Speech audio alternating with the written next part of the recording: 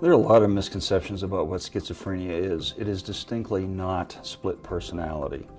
It's a very serious mental illness characterized by what we call psychosis. Psychosis, in general terms, means that people have very disorganized thinking that manifests itself in speech that's hard to understand and can be even incomprehensible.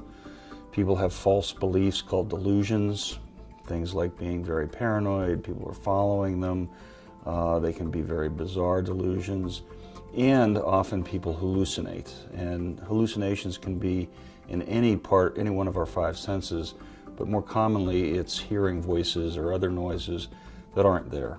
Hallucinations, delusions, disorganized thinking can actually happen in other illnesses. So just because someone has those signs and symptoms doesn't mean they have schizophrenia, it means they might. Sadly, schizophrenia is not that uncommon. It affects about 1 in 100 people over the course of a lifetime.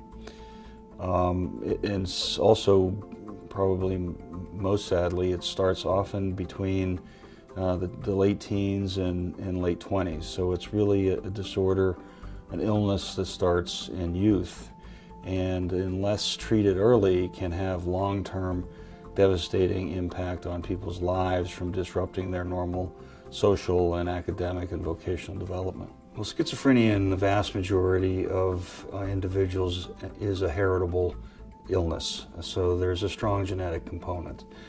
Now, that doesn't mean that you're doomed to have schizophrenia if someone, especially a parent, has it, but the likelihood increases.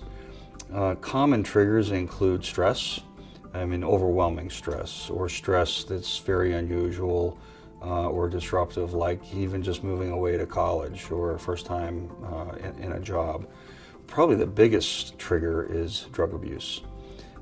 People with schizophrenia or the predisposition to schizophrenia are very sensitive to drugs of just about any kind, and those drugs can trigger psychotic symptoms. Many people with schizophrenia have what's called a prodrome, or warning phase, and that phase actually is not so much characterized by hallucinations and delusions.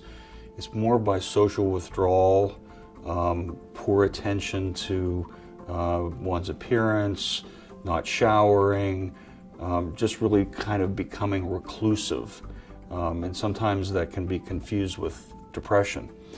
But then that period can then be rapidly evolve into a period in which people have the overt symptoms of hallucinations, delusions, and just difficulty communicating.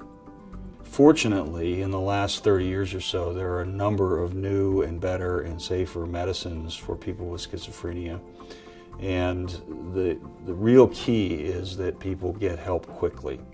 There is abundant evidence that the longer schizophrenia goes untreated, the more brain damage actually happens from this illness. It's a neurobiologic illness, and if people get treatment early, the outcomes are much better than if people wait a long time or stop their medicines.